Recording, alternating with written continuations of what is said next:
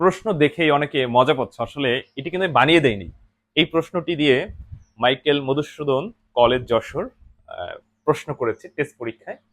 খুবই চমৎকার একটি প্রশ্ন, কারণ এই প্রশ্নটির ভিতরে অনেক কাজবাজ আছে। তা আমি এখন তোমাদের এটি ব্যাখ্যা করে দেব। আর তোমরা যদি চাও নিজেরা ভিডিওটি পজ করে আমি বলার আগে তোমরা সমাধান করতে পারো কিনা দেখো তো। এখানে কি বলছে প্রশ্নটি আগে পড়ো। আবারও বলছে এই প্রশ্নটিকে আমি বানিয়ে দেইনি। এটা একটা কলেজের টেস্ট পরীক্ষার প্রশ্ন। বলছে এটা কি আব্বু না ড্যাডি, কোনটা এটা? আব্বা। আব্বা যোগ ফাঁকা ঘর সমান দাদা। ফাঁকা ঘরে কত হবে? কিন্তু অনেক শিক্ষার্থী এটা পারতো যদি এই জায়গায় অক্টাল না বলে হেক্সাডেসিমাল থাকতো। কিন্তু এই জায়গায় কি আছে বলতো? অক্টাল আছে। তার মানে স্বাভাবিকের চাইতে আবার একটু প্যাচ দিছে। মানে উদাহরণ আমি যদি তোমাদের একটা প্রশ্ন এখানে আর কি বুঝাই। ধর আমি এখানে লিখলাম ৫ যোগ ফাঁকা ঘর সমান সমান এখানে ৭। আমি যদি এখন প্রশ্ন করি যে এখানে কত হবে, এটা ধরো দশমিকে, উপরেরটা বাদ দিলাম, এটা দশমিকে। এই প্রশ্নগুলো তো নার্সারি বাচ্চাদের 1 2 তে যারা পড়ে তাদের পরীক্ষা আসে, তাই না? তোমরা তো দিছো ছোটবেলায়। তাহলে এখানে কত হবে তুমি কিন্তু দেখার সাথে বুঝে গেছো, স্যার এখানে তো ২ হবে। কিন্তু আমি তোমাকে যদি প্রশ্ন করি এখানে ২ কেমনে পাইলা? এই ২টা হলো ওই যে যোগের যোগফল যদি দেওয়া থাকে আর প্রথম অথবা দ্বিতীয় কোনো সংখ্যা যদি মিসিং থাকে, তাহলে ওই যোগফল থেকে যেটা যে সংখ্যা দেওয়া থাকবে সেই সংখ্যাটা বাদ দিলে আমরা ওই মিসিং সংখ্যাটা পেয়ে যাবো। তাহলে ৭ থেকে ৫ বাদ দিলে ২। তাহলে এই জায়গা কি হবে সেই ব্যাপারটা তো এরকম। তাহলে এই দাদা থেকে আব্বা বিয়োগ করলে, মানে দাদা থেকে আব্বা বাদ দিলে যেইটা পাবো ওইটা হলো মিসিং সংখ্যা। কিন্তু আছে তো হেক্সায়, আমরা তো বাদ হেক্সায় দিতে পারবো। তাহলে এখানে মিসিং সংখ্যাটা পাবো তো হেক্সায়, কিন্তু চাইছে কি অক্টাল। মানে বুঝতে পারছো আমার কথাবার্তা? কি বুঝতেছো? যদি এই কথাবার্তা বুঝতে না পারো বা জটিল লাগে, কঠিন লাগে এই প্রশ্নগুলো, তাহলে এখনো সময় আছে। যারা এইচএসসি পরীক্ষার্থী তারা তোমার হাতে এই যে ৪৫ দিন সময় আছে। আর যারা ২৬ সালে তাদের এখনো ১ বছর সময় আছে।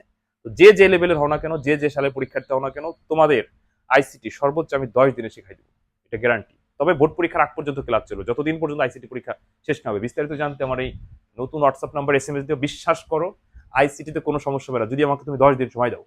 ১০ দিনের ভিতরে বই কমপ্লিট। এখনো ৪৫ দিন সময় আছে, অনেক সময় আছে। যারা এই প্রশ্নগুলো ধরতে পারো না, বুঝতে পারো না, দ্রুত আমাকে এসএমএস দিয়ে সামান্য কিছু সম্মানী, মানে তোমাদের জন্য যে পরিশ্রম করব, কষ্ট করব, সাজেশন দিব, লাইভ ক্লাস করাবো, রেকর্ড দিব, সবকিছুর বিনিময়ে একটু সম্মানী দিবা। ওকে? তো আমাকে হোয়াটসঅ্যাপে এসএমএস দিও, টেনশন করো আইসিটি নিয়ে। তো যেটি বলছিলাম যে হেক্সাডেসিমেলে আছে, আবার হেক্সাডেসিমেল আছে, কিন্তু মিসিং সংখ্যাটা চাইছে অক্টালে। তাহলে আমরা এই অক্টালে চাক আর ফক্টালের চাক আগে হচ্ছে এই মিসিং সংখ্যাটা বের করি, তারপরে দেখবো না। তাহলে মিসিং মিসিং সংখ্যাটা বের করবো কেমনে বলতো? এই মিসিং সংখ্যাটা হচ্ছে দাদা থেকে আব্বা বিয়োগ দিব। দাদা থেকে আব্বা বিয়োগ কিসে? হেক্সাডেসিমেলে। হাসতেছো? ওই বিয়োগের সময় নিচে আর উপরে মিলে গেলে কি হয়? ফলাফল শূন্য। মনে রাখবা বিয়োগের সময় ৩টা কথা। যদি নিচে উপরে মিলে যায় তাহলে ফলাফল শূন্য হয়। উপরে যদি বড় হয়, নিচে যদি ছোট হয়, নর্মাল বিয়োগ হয়। মানে উপরে ডি মানে ১৩, বি মানে ১১, এগুলো তো জানো। তাহলে ১৩ থেকে ১১ বাদ দিলে কত হয়? ২, বসে যাবে ২।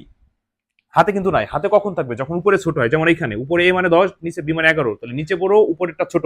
যখন উপরে ছোট হয় তখন এই বেস গিয়ে সাপোর্ট দেয়, এই বেস গিয়ে সাপোর্ট দেয়।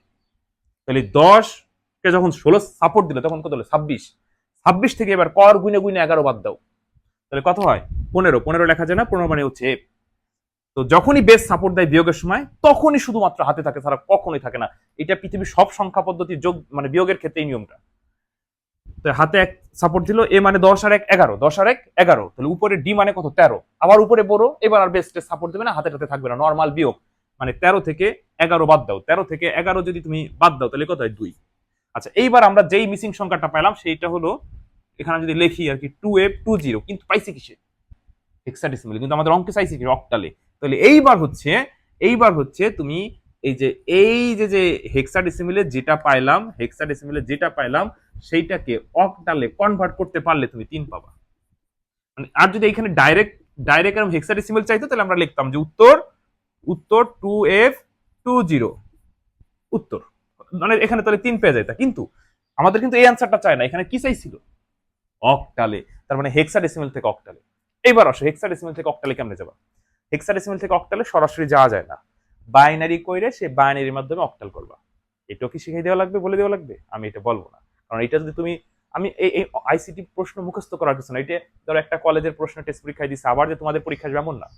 তোমার বুঝতে হবে। এখন আমি সবই যদি করাই দিই, তাহলে তুমি এই ক্লাস দেখে কি করবে, নিজেকে করবা। আর যদি এগুলো মানে নাই বোঝো, তাহলে আমি করাই দিলেও লাভ নাই। এই জন্য আগে হচ্ছে বেসিক শেখো, তারপরে এগুলো প্র্যাকটিস করবে। আর ওই যে ওই কোর্সে ভর্তি হওয়ার সঙ্গে সঙ্গে 20 মিনিটের 35টা ক্লাস দিব বেসিক, 700 মিনিট। 700 মিনিট মানে কয়েক ঘন্টা। এই কয়েক ঘন্টা একদিনও না, 24 ঘন্টাও না, কয়েক ঘন্টা সময় ব্যয় করলে পুরো বই কমপ্লিট হয়ে যাবে। তাহলে 10 দিন বলছিলাম, 10 দিন লাগবেও না আইসিটি শিখতে। যদি বিশ্বাস না হয় আমাকে SMS দিয়ে দেখো। ঠিক আছে, ভালো থেকো। অন্য কোনো ক্লাসে আবার কথা হবে। আল্লাহ হাফেজ।